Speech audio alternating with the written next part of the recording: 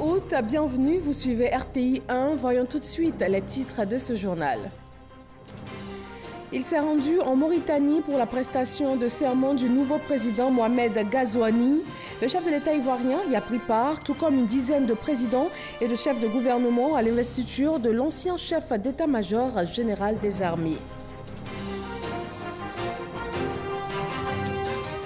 45 guichets emploi pour l'insertion socio-professionnelle des jeunes sont depuis hier opérationnels à Abidjan, Yamoussoukro et dans les 31 chefs-lieux de région. L'agence Emploi Jeunes se rapproche ainsi des demandeurs d'emploi.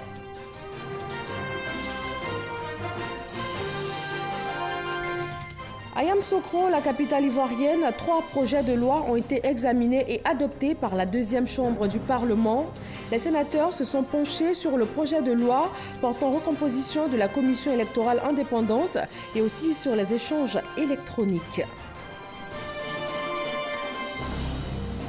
Une épidémie de fièvre jaune sévit en Côte d'Ivoire. Un décès enregistré sur les 89 cas recensés.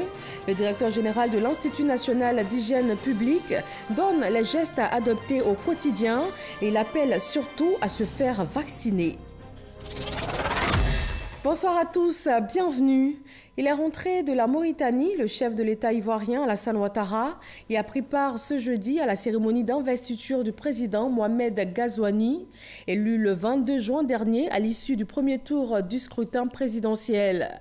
Le nouvel homme fort du pays a prêté serment aujourd'hui au palais des Mourabitoun. Le président Alassane Ouattara a été accueilli par les membres de son gouvernement. Il a reçu les honneurs militaires d'un détachement de bataillons de commandement et de soutien. De nombreux défis attendent le nouveau président mauritanien. Les attentes des populations sont nombreuses. Revenons en images sur cette cérémonie d'investiture qui a vu la participation d'une dizaine de chefs d'État, dont le président Alassane Ouattara. Et c'est la première alternance dans le pays. Habiba Dambélé. L'ancien président de la République islamique de Mauritanie, Mohamed Ould Abdelaziz, a passé la main ce jeudi à son successeur, Mohamed Ghazouani. Le nouveau président qui a prêté serment devant 5000 invités, parmi eux 11 chefs d'État, au rang desquels le président Alassane Ouattara est âgé de 62 ans. Le nouveau chef d'État, vainqueur dès le premier tour du scrutin du 22 juin 2019, a été chef d'état-major de Mauritanie de 2008 à 2018. Il est le principal artisan du succès de l'armée et des services de sécurité en Mauritanie qui n'a plus subi d'attentats terroristes depuis 2011. Il a juré de remplir ses fonctions en toute impartialité et dans le respect des lois et de la Constitution.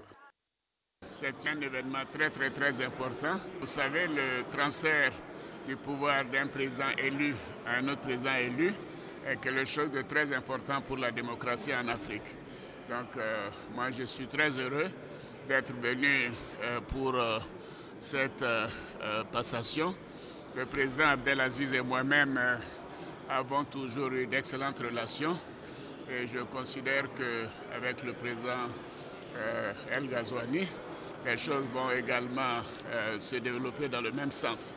Nous avons beaucoup de Mauritaniens en Côte d'Ivoire et je peux les rassurer que la Côte d'Ivoire est un pays d'hospitalité et qu'ils continueront de vivre en Côte d'Ivoire comme 6 États en Mauritanie. Et je souhaite de même pour les Ivoiriens en Mauritanie. Le président Alassane Ouattara, invité de cette cérémonie, est arrivé en Mauritanie mercredi soir.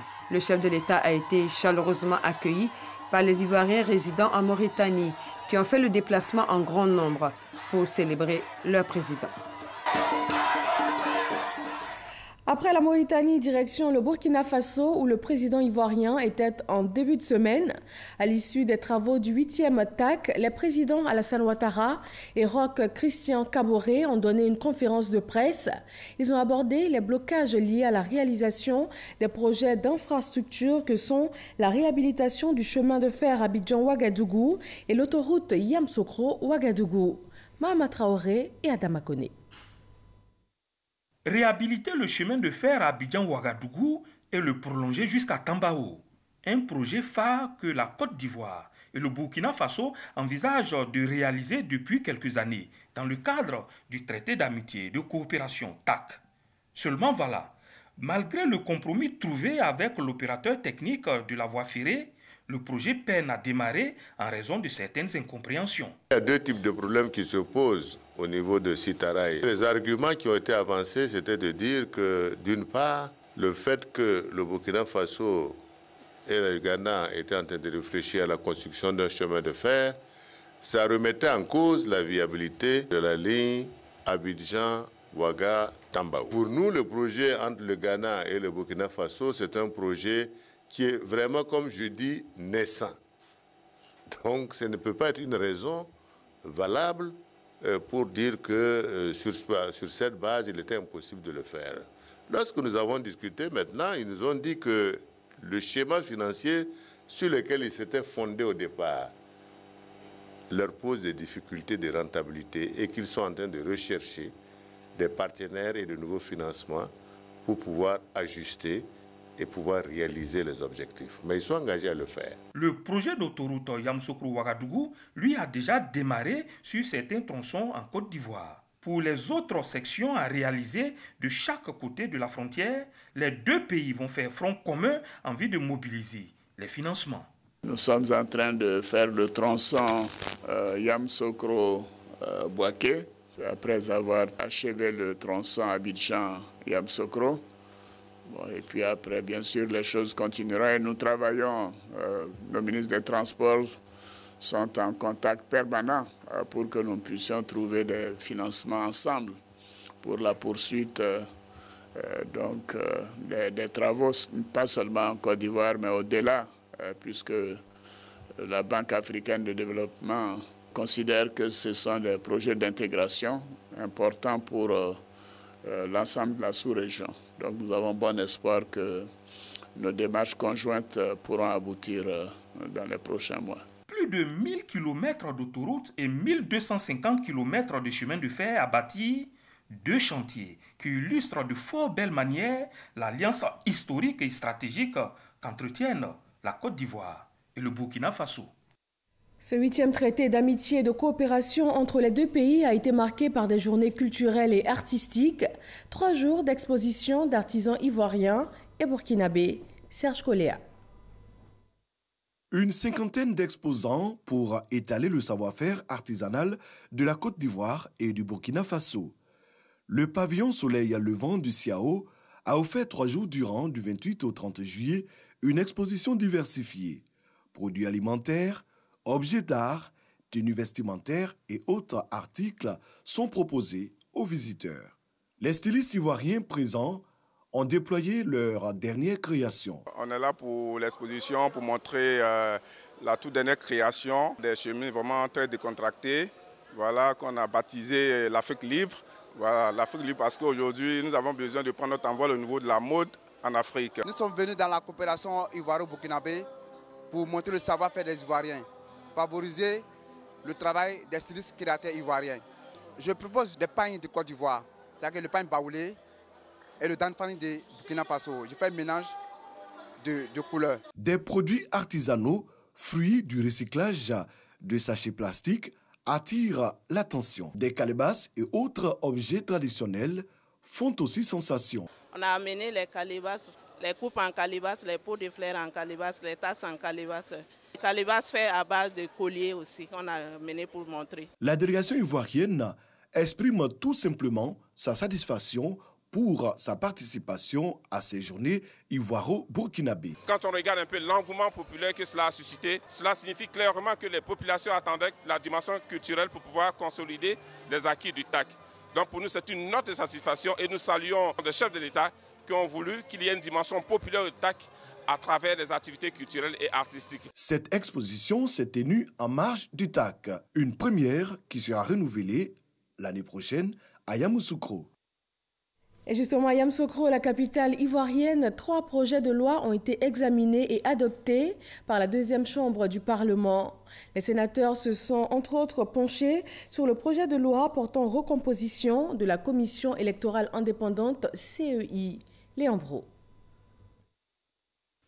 15 membres pour la commission centrale et 7 pour le bureau. La recomposition de la commission électorale indépendante telle que fixée par le projet de loi présenté par les ministres de l'Intérieur et de la Justice approuvé à 13 voix contre 3 par la Commission des affaires générales, institutionnelles et des collectivités territoriales du Sénat. N'aura donc pas prospéré le retrait du test demandé par le PDCI RDA. Faute de consensus autour justement de l'élection ou des élections dans ce pays, il y a eu trop de violence et nous estimons que le moment est venu de prendre les dispositions à travers l'institution qui est chargée d'organiser les élections pour mettre fin à tout ça. Ont alors triomphé les motivations et arguments des émissaires du gouvernement en faveur d'élections apaisées. Même ceux qui ne sont pas venus, les propositions qu'ils avaient ont été prises en compte dans l'examen fait par l'ensemble des parties prenantes au dialogue politique. Et cela a permis au gouvernement de pouvoir élaborer un projet qui soit le plus proche possible des aspirations des uns et des autres. Et ce texte qui devrait avoir l'assentiment et surtout l'adhésion de l'ensemble des populations ivoiriennes pour aller aux prochaines élections de façon apaisée. Avant, ses deux collègues étaient face à ses autres sénateurs, le ministre de la Poste et de l'économie numérique. Ce sont deux projets de loi pour réglementer les échanges électroniques entre usagers de l'administration et autorités administratives que la Commission Recherche, Sciences, Technologies et Environnement a adopté. Les services doivent être structurés de manière qu'on ne demande pas aux citoyens ou à d'autres administrations les mêmes documents. Ces trois projets de loi ainsi adoptés, dits petites lois, parce que déjà examinées et adoptées par l'Assemblée nationale, sont soumises à l'adoption de l'ensemble des sénateurs ce vendredi. Ainsi seront-elles des lois à promulguer par le président de la République. La fête des armées a connu son apothéose ce jeudi. Cette première édition s'est refermée avec une cérémonie du souvenir et de la reconnaissance du mérite. Les pionniers des forces armées de Côte d'Ivoire ont été honorés en présence du Premier ministre. Abou Sanogo. Le Premier ministre Amadou Gon Coulibaly à la place d'armes de l'état-major général des armées pour une cérémonie du souvenir et de la reconnaissance du mérite. Cérémonie qui marque la fin des activités consacrées à la première édition de la fête des armées. Eux, ils font partie des grandes figures des forces armées de Côte d'Ivoire, armées qu'ils ont bâties avec loyauté. Accompagnés par des enfants de troupes de l'école militaire préparatoire technique de Benjeville, ils ont tous été distingués par le Premier ministre Amadou Gon Coulibaly en guise du souvenir du sacrifice par eux consenti et du service qu'ils ont rendu à la nation. Hommage a été également rendu aux plus illustres d'entre eux, le général de corps d'armée, Ouattara Paul Thomas Dakin, premier chef d'état-major des armées, fonction qu'il a assumée du 1er août 1961 au 27 juillet 1974. J'ai été, par enchantement, le seul et l'unique aide-de-camp de Ouattara Thomas Dakin. Il avait une impulsion militaire. Il voulait que cette impulsion vibre jusque dans tout le corps de l'armée ivoirienne. Félix Houphouët-Boigny disait de lui, lors de la célébration de la fête de l'indépendance en 1979 à Katiola, et je cite, « Il est un modèle de conscience, de modestie et de dévouement ». En 1990, le ministre de la Défense, Jean Konambani, disait dans l'oraison funèbre en hommage à Ouattara Thomas Dakin, et je cite, « Pour tous et en toutes circonstances, il sera un exemple de loyauté. Franc comme tout ce qui est pur, franc jusqu'à en paraître rude, franc et ferme. » Après eux, des officiers émérites de générations plus récentes, pionniers dans leur domaine et qui ont eu des missions qui ont marqué de façon significative leur passage dans les armées, ont été distingués par le ministre d'État, ministre de la Défense Ahmed Bakayoko. Une reconnaissance qu'ils ont saluée. Aujourd'hui, citer un exemple et servir de modèle à nos cadets nous apporte une immense fierté et la satisfaction d'avoir pu modestement apporter une contribution au rayonnement de notre corporation. À côté de ces officiers, d'autres plus jeunes admis à faire valoir leur droit à la retraite ont reçu des diplômes en reconnaissance des services rendus. Dans son adresse, le ministre d'État, ministre de la Défense Ahmed Bakayoko, a exprimé la gratitude des armées au chef de l'État Alassane Ouattara. Monsieur le Premier ministre, je voudrais vous demander de bien vouloir traduire au président de la République nos sincères remerciements pour avoir doté notre pays d'un outil de défense qui est respecté. Monsieur le Premier ministre, je voudrais vous demander de transmettre au chef de l'État notre engagement. Nous donnerons le meilleur de nous-mêmes. Nous ferons ce que nous avons à faire pour notre pays, pour sa paix, pour sa stabilité. Autre temps fort de la cérémonie, l'inauguration du monument aux morts. Par ailleurs, la place d'Armes a été baptisée du nom du général de corps d'armée, Ouattara Paul Thomas Dakin. Le Premier ministre Amadou Gon Coulibaly et le ministre d'État, ministre de la Défense Ahmed Bakayoko, ont assisté à une projection de photos souvenirs présentée par l'adjudant-chef-major à la retraite Niabro Dakouri Désiré. Les guichets emploi pour l'insertion socio-professionnelle des jeunes sont depuis hier opérationnels. Ils sont 45 à Abidjan, Yamoussoukro et dans les 31 chefs-lieux de région du pays. L'objectif est de rapprocher l'agence emploi jeune des demandeurs d'emploi où qu'ils se trouvent. Herman Guivet. Si vous avez entre 18 et 40 ans et que vous êtes demandeur d'emploi, cette nouvelle vous réjouira à coup sûr. L'agence emploi jeune se rapproche de vous. Ce 1er août, à Bingerville, le Premier ministre Amadou Gon Coulibaly donne le coup d'envoi de l'installation des guichets emploi pour vous offrir plus de facilité à trouver un emploi selon votre besoin et votre profil. Une initiative qui s'inscrit dans le programme social du gouvernement dont la finalité est de répondre davantage aux attentes pressantes des populations en matière d'insertion socio-professionnelle des jeunes. Réalisé avec le concours de l'UVICOSI, l'Union des villes et communes de Côte d'Ivoire, le ministère de la Promotion de la Jeunesse et de l'Emploi jeune veut ainsi proposer des réponses pratiques aux attentes exprimées. À ce jour, Monsieur le Premier ministre, ce sont 342 560 opportunités que nous avons pu collecter auprès des ministères sectoriels et leurs structures sous tutelle. Une fois que les opportunités ont été mobilisées, il fallait mettre en place un mécanisme qui permettrait donc de faire bénéficier les jeunes de toutes les contrées de notre pays de ces opportunités. Nous avons donc opté pour le renforcement de la territorialisation de l'agence emploi jeune par l'ouverture de guichets emploi dans 201 communes de notre pays. De quoi réjouir cette jeunesse. Excellence, Monsieur le Premier ministre, nous voulons à travers vous exprimer notre infinie gratitude à son Excellence, Monsieur le Président de la République, Alassane Ouattara, pour l'attention particulière accordée à la promotion et à l'insertion professionnelle des jeunes. Une action qui démontre l'engagement du gouvernement à tout mettre en œuvre pour répondre aux besoins d'emploi exprimés par les jeunes.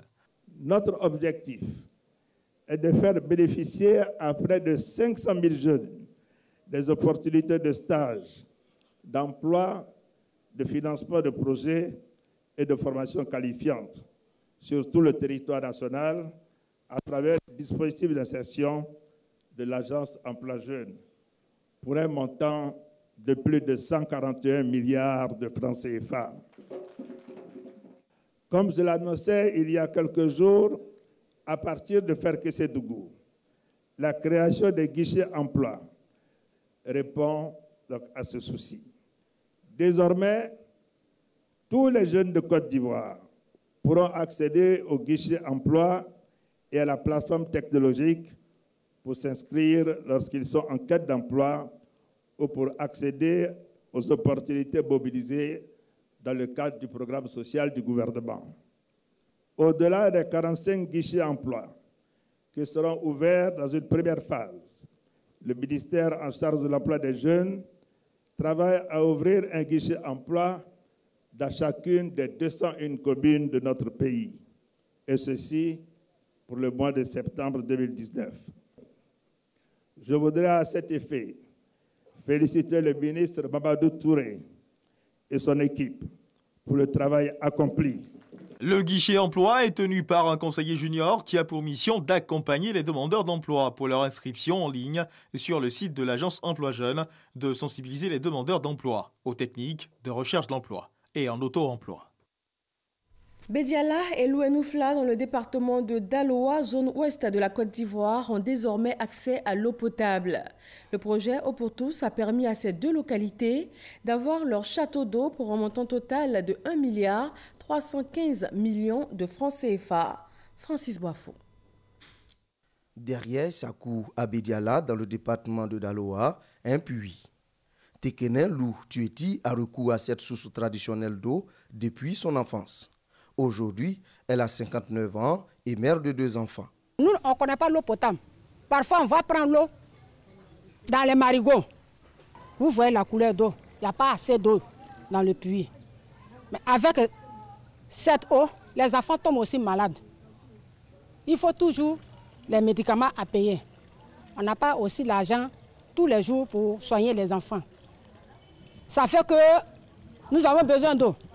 À l'écoute des populations, le gouvernement a construit à Bédiala un château d'eau d'une capacité de 80 mètres cubes pour alimenter en eau potable 8 villages sur les 10 que compte la commune. La population aujourd'hui boivent de l'eau potable et c'est grâce au président. Et nous disons vraiment merci. Merci pour tout ce qu'il fait pour Bédiala.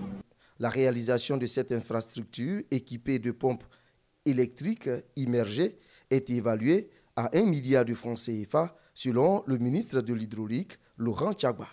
Nous savons que l'eau à la disposition des populations, c'est beaucoup d'éléments que nous prenons en compte dans le développement. C'est-à-dire, on règle leurs problèmes de santé, on règle leurs problèmes de pénibilité, l'amélioration de leur vie. Donc, c'est vraiment pour cela que nous sommes sur le terrain. Le château d'eau de Bédiala va soulager 30 000 personnes. Quand l'émissaire du président de la République arrive à Louenoufla, à 35 km de Daloa, c'est une population en liesse qui l'accueille. La raison, il est désormais possible d'avoir de l'eau potable à tout moment, comme nous l'explique Yvonne. Mon lot la verse maintenant comme ça. Je ne peux pas aller au puits maintenant. Je ne prends pas qui verse sur ma tête. Je ne peux pas aller dormir au puits. Dieu nous a fait une grâce. La joie de toute la population, de toute la région. Le président a promis de le faire. Nous venons de vivre l'événement. Ça a été fait. Nous lui exprimons notre infinie gratitude. Ce château d'eau construit pour desservir 25 000 ménages dans ce village a coûté environ 315 millions de francs CFA. L'eau étant source de vie, le président de la République, le Premier ministre, souhaite que cette denrée soit disponible pour tous. Avec tous les différents programmes structurants que nous avons mis en place, nous sommes à 80% de desserte. Les installations d'eau de Bédiala et de Louenoufla font partie d'un ensemble de 21 châteaux d'eau à inaugurer avant fin août prochain. Une épidémie de fièvre jaune sévit en Côte d'Ivoire, un décès sur les 89 cas enregistrés. Le directeur général de l'Institut national d'hygiène publique était sur le plateau du 13h et il a appelé à la vaccination. Un extrait de son entretien avec Kolo Koulibaly. Il s'agit aujourd'hui de 89 cas, dont un décès, dont le bilan n'a pas véritablement évolué. Alors, lors de l'épidémie de la dengue, il y a des prélèvements qui ont été acheminés à l'Institut Pasteur. Et figurez-vous qu'il y a 200 prélèvements à peu près par jour. Et ces prélèvements-là, sur certains prélèvements, il y a eu des réactions croisées, c'est-à-dire fièvre jaune et dengue. Alors il fallait, à partir de l'Institut Pasteur de Côte d'Ivoire, aller à l'Institut Pasteur de Dakar. Et c'est l'Institut Pasteur de Dakar qui a confirmé, qui a fait le screening, qui a isolé les cas de fièvre jaune. Et c'est ça qui nous a valu justement de pouvoir en faire le diagnostic maintenant. La première des choses, c'est de vérifier qu'on a l'état vaccinal. Si on n'est pas vacciné, on demande à la population de venir se faire vacciner. Là, c'est même pas discutable. Et deuxièmement, il faut surtout mettre l'accent sur la lutte antivectorielle. Vous savez, et c'est en cela que nous sommes heureux de ce que, depuis le mois de juin, nous avons entrepris une vaste campagne de lutte antivectorielle qui a permis, un tant soit peu, de diminuer la charge des moustiques. On reste dans le domaine de la santé. Un concours direct des auxiliaires de santé est ouvert. C'est une première en Côte d'Ivoire. 6 775 candidats en lice pour 700 places disponibles. Sephora Zegui et Grace Kando. Désormais en Côte d'Ivoire, pour accéder à la fonction d'aide-soignant, préparateur et gestionnaire en pharmacie, biologiste médical, soins infirmiers et autres, il faut passer par voie de concours. Ces nouveaux emplois dans le domaine de la santé viennent améliorer les prestations de ces corps de métier. Le ministre de la Santé et de l'Hygiène publique vient de procéder au lancement des épreuves écrites du concours direct des auxiliaires de santé. Le ministère a décidé donc de faire un concours direct. Ils sont formés à la base avec un niveau BPC ou CAP sanitaire, 3 ans de formation. Ils travaillent et puis ceux qui ont le bac pourront par la suite présenter le concours des infirmiers et sages-femmes. Plus question pour le gouvernement de recruter les auxiliaires de santé par concours professionnel. L'État veut assainir le milieu de la santé et rendre formel le corps des techniciens d'assainissement et d'hygiène. Aujourd'hui, principalement, il s'agit des techniciens de l'assainissement et de l'hygiène. Il faut également mettre aux normes le personnel de santé. Cela se traduit donc par un relèvement du niveau des concours en donnant à chacun sa chance d'être le mieux préparé pour se mettre au service de la population, pour la santé des Ivoiriens. Pour participer au concours direct des auxiliaires de santé, il faut être de nationalité ivoirienne, avoir entre 18 et 35 ans et avoir le BEPC ou le CAP sanitaire. 700 places sont disponibles pour 6 775 candidats. Contre la corruption, la haute autorité de la bonne gouvernance et ses partenaires, l'Inspection générale des finances et l'Inspection générale du Trésor, harmonisent leur stratégie. Il s'agit d'améliorer leurs performances et hisser la Côte d'Ivoire au rang des pays les moins corrompus au monde. Noël Niagno. La haute autorité de la bonne gouvernance, le visage de la lutte contre la corruption en Côte d'Ivoire. Pour compléter cette volonté politique affichée, un arsenal juridique avant-gardiste a été adopté. L'État a ratifié les conventions internationales, convention de Mérida, donc de l'ONU, la convention de l'Union africaine sur la lutte contre la corruption. L'État a inscrit dans son corpus juridique des tests pour lutter contre la corruption. Et le test emblématique, c'est l'ordonnance 660 qui régit le cadre juridique de la lutte contre la corruption en Côte d'Ivoire. Les partenaires de la haute autorité de la bonne gouvernance, le Trésor public et l'Inspection générale des finances veulent harmoniser leur approche pour mieux mener la lutte tout en préservant la dignité des éventuels contrevenants. La corruption est un phénomène insidieux et il faut faire attention. Vous voyez, ce n'est pas parce qu'on va lutter contre la corruption qu'il faut chercher forcément des coupables. Un coupable de corruption, il y a l'humiliation qui s'abat sur lui, au niveau même du pays. Donc avant de traiter quelqu'un de coupable, d'accuser quelqu'un de coupable de corruption, il faut prendre toutes les dispositions légales et réglementaires pour avoir raison. Cet atelier sera pour l'Inspection générale des finances l'occasion de présenter la brigade de lutte contre la corruption, justement qui est un instrument au sein de l'administration économique et financière de lutte contre la corruption.